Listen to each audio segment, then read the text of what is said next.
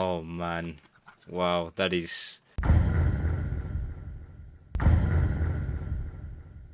everyone, welcome back. Today I've got something a little bit different for you and a bit of a change of pace. After over 8 years since its release, I finally bought myself and got my hands on the Undertale Collector's Edition. I thought with Christmas coming up and Deltarune being the series that kicked off my YouTube channel that this would be pretty fitting, and it's also a very different style of video and a nice break from the current Deltarune playthrough. Now, I live in the UK, so this had to be shipped all the way from America. It took almost 2 weeks to get here, but it finally arrived while I was at work, and now I can finally sit down and unbox it. Anyways, enough from me, let's just get straight into opening this up.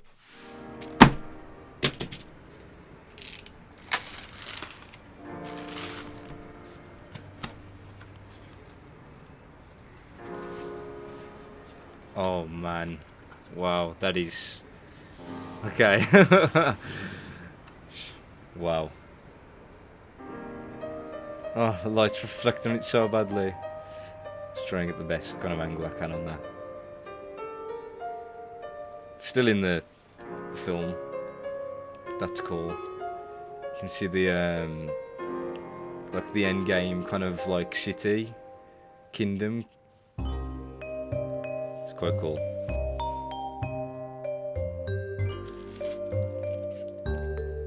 Wow, that looks unreal. That genuinely looks unreal. I genuinely can't describe how that looks in real life.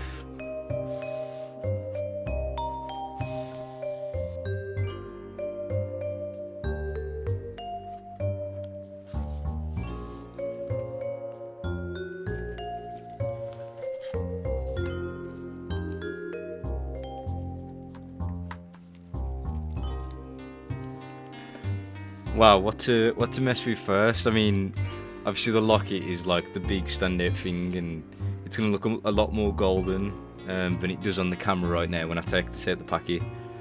I don't know, like I really want to start with this, but I think we'll start with the smaller stuff first, and we'll get to that last. So first we have the Undertale Collector's Edition soundtrack, which is really cool. I don't know if there's anything extra in this that you don't get in the normal soundtrack.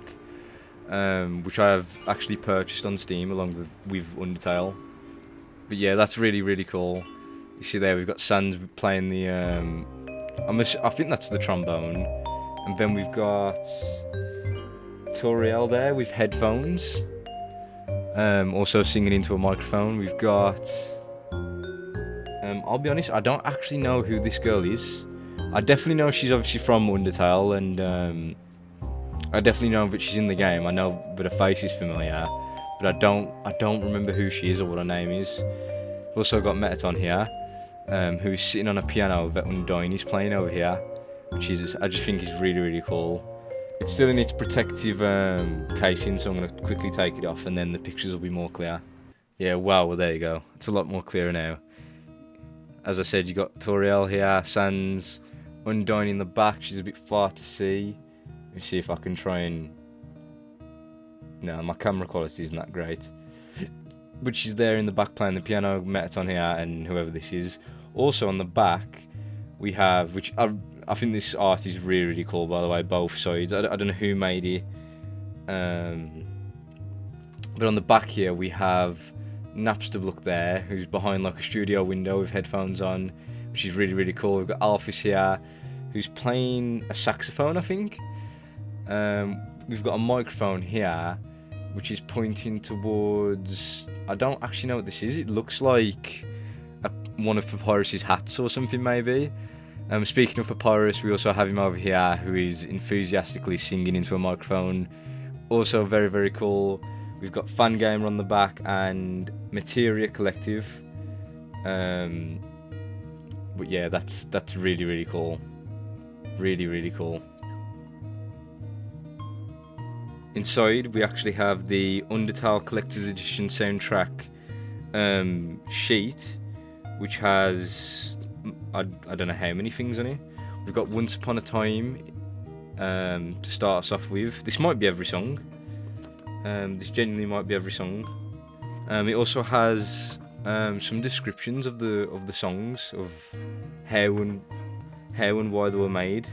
But yeah, that's really cool. At the end, I will be showing all of this and listing them all off, but I think not so many people are interested in something like that as I am. So I'm going to leave it to the end of the video so you can stick around to see all that stuff if you want.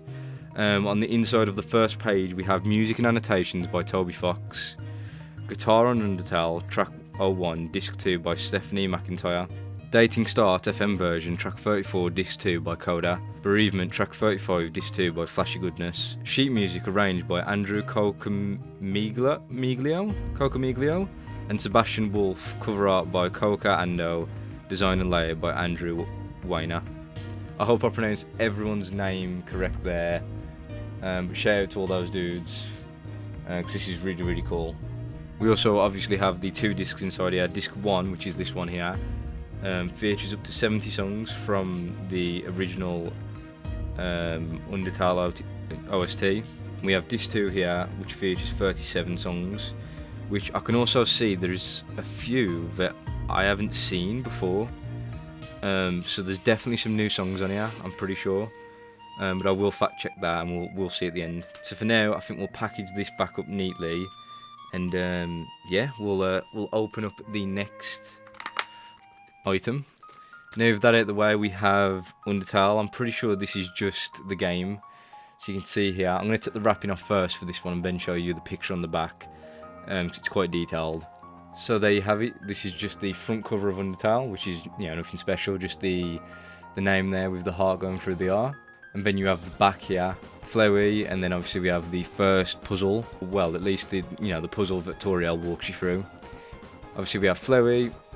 We have the trap that Papyrus sets for you in Snowdin.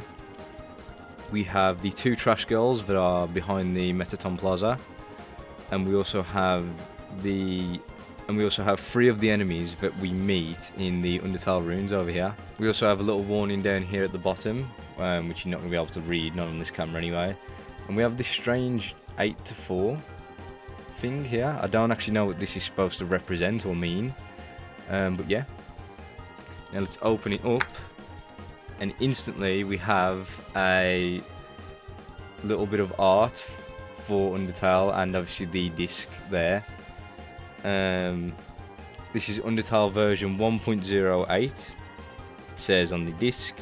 It's very nice and clean. I don't actually own any discs for any games, so this is quite cool just to have a physical copy. Again, we have this 8 to 4 thing here. I don't actually know what this is, but yeah, that's cool. Anyway, let's grab this booklet out of here, which has this really, really nice gold reflective kind of edging to it. And behind that booklet, of course, we have the annoying dog here. Now here we go, we have the Undertale booklet. Inside, instantly, there is a nice kind of floral golden page just break before the story. We have the Fangamer logo here in the first page at the bottom. And on the second page we have illustrated by Temi Chang, Undertale, Toby Fox 2015 to 2022, all rights reserved. And if we open up this booklet, we have kind of a new kind of art style for the beginning of Undertale, which at the end of the video I will cover and read out aloud and show you all the pages to it.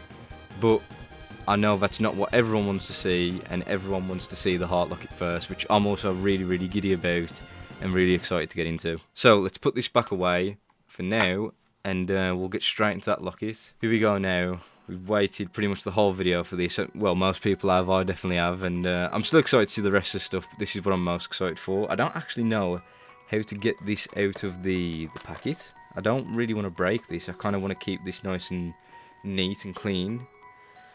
I'm going to do it like that and drop it out. Hopefully, now I will be able to separate the plastic cover from it. Wow, there we go. You can't really see too well on this camera, but that is a really, really nice reflective gold there. A really, really, really nice necklace. And this is a really like soft velvet. A really, really soft velvet that it's sitting in. Now let's take it out and let's open it up. So here you can see it hanging here. I'm just going to lay the chain on my arm for a second. we have the locket here, which bears the rune of the dreamers, I'm pretty sure this is, which is really, really nice, really cool, really fine attention to detail. And then on the back, it's not too great to see this, but we have this wind here, which is really, really cool. Now this can open, but I'm not actually entirely sure how I'm supposed to open it. I'm also covering this with handprints at the moment, which sucks. Ah, okay, so to open it, there's this little button on the side here that we have to press in, and then if we hold it in and open, there we go. Inside we have the little music box here that will play the tune. I can't remember the name of the soundtrack. I think it's Best Friend, or it might even just be the Undertale OST. And obviously here, it's not the best to see and the camera won't focus very well on it, but it says Best Friends Forever engraved. I'll probably put a picture up on the screen so you can see this a bit better. But that is really, really cool. And now I'm going to wind this next to the microphone so you can hear it.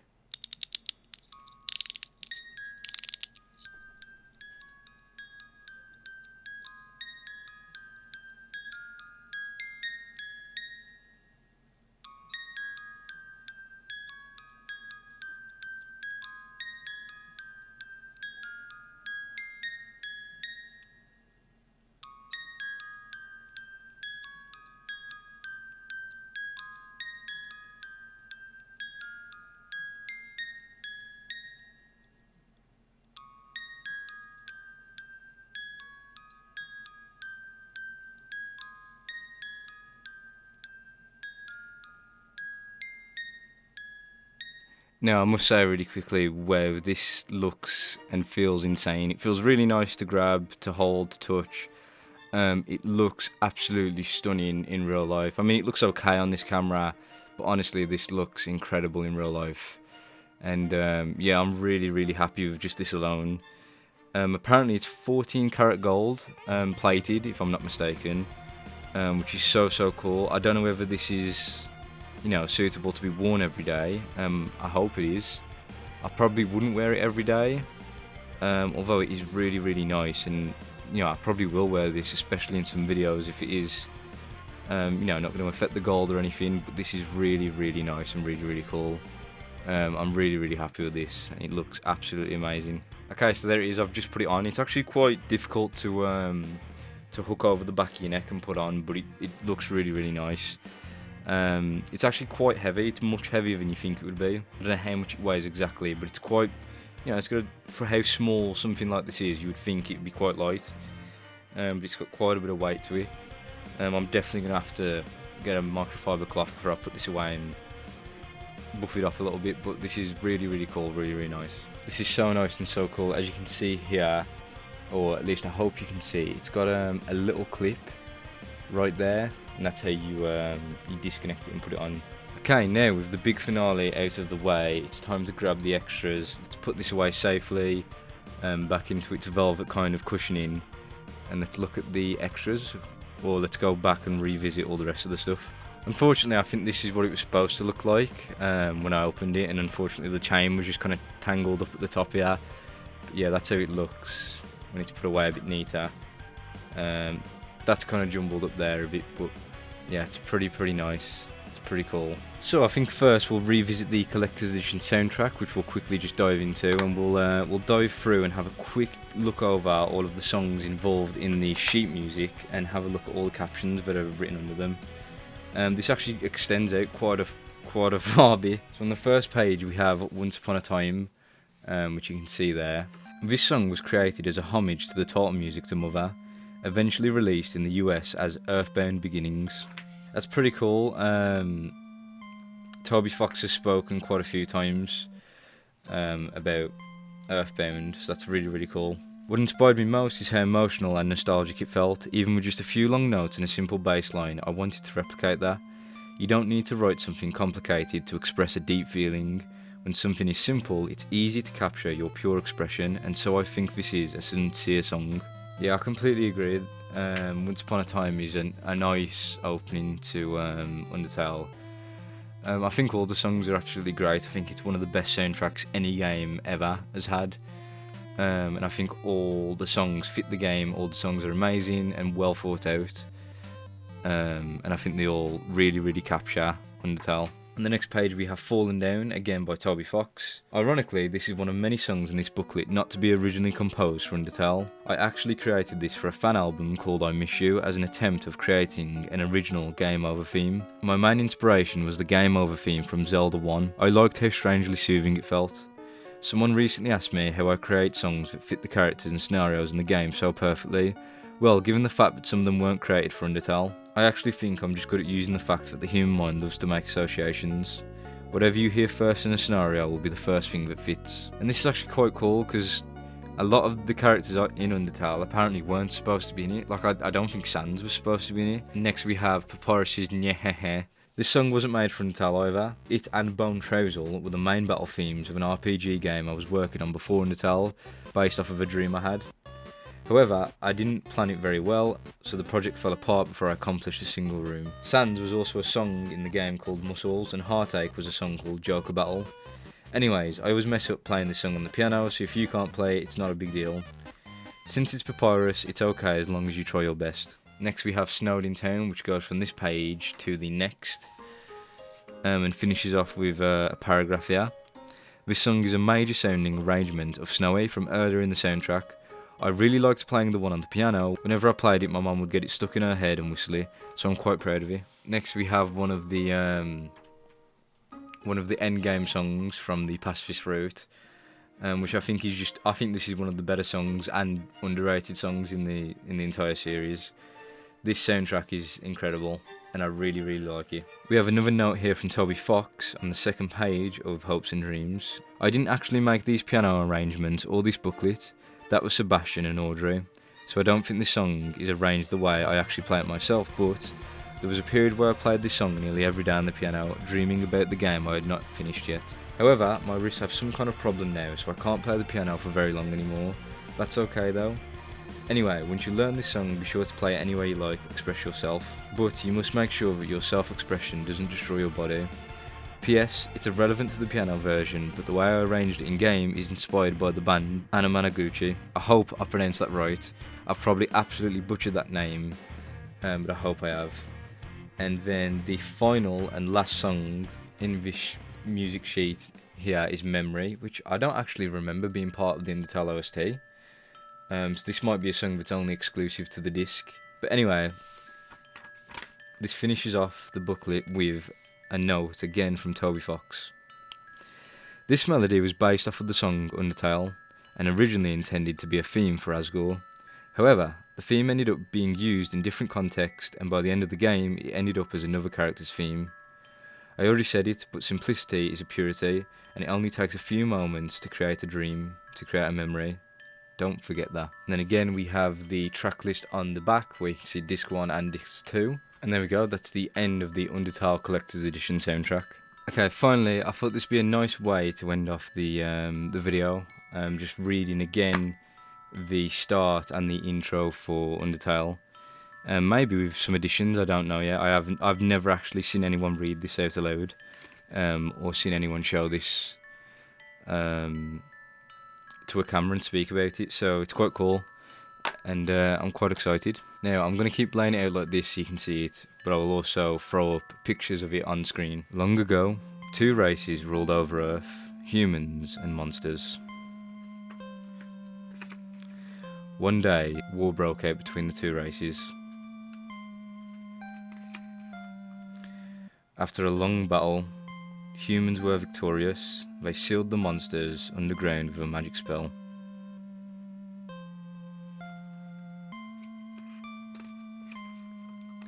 Many years later,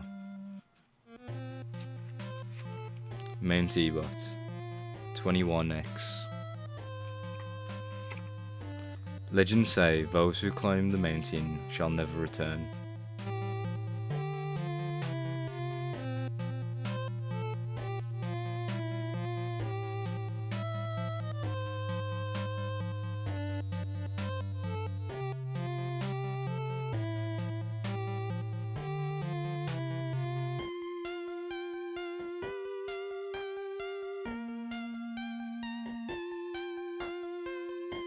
Back we have a lone image, bit of art here of Flowey with the spotlight on him with no face. Okay, anyway, that's going to be the end of this video. Thank you all for joining me and watching me unbox this.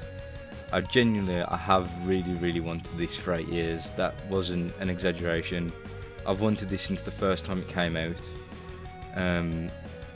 Not long ago now, it was Undertale's 10th anniversary, which is really cool. See people still remembering this type of game and remembering the impact that it kind of had on indie games, and especially the impact on me. This is one of the first of the games I really fell in love with, and I've loved it ever since, and it still holds a place very special in my heart. But yeah, this is amazing, and unboxing it has been really cool, really amazing, and I've really enjoyed it. I think it's well worth the money, really cool, and this will definitely be something that I'll hopefully be able to keep forever. I'm going to take really good care of this, and I'm also going to try and find some way to display it in my room. Maybe not in the background of my videos or in the background of my webcam, but it definitely will be displayed in my room somewhere, along with my Master Chief helmet and stuff like that. But this is really cool, and I've really enjoyed it. Anyways, enough rambling. I hope everything is well, and I'll see you in the next video. Bye bye.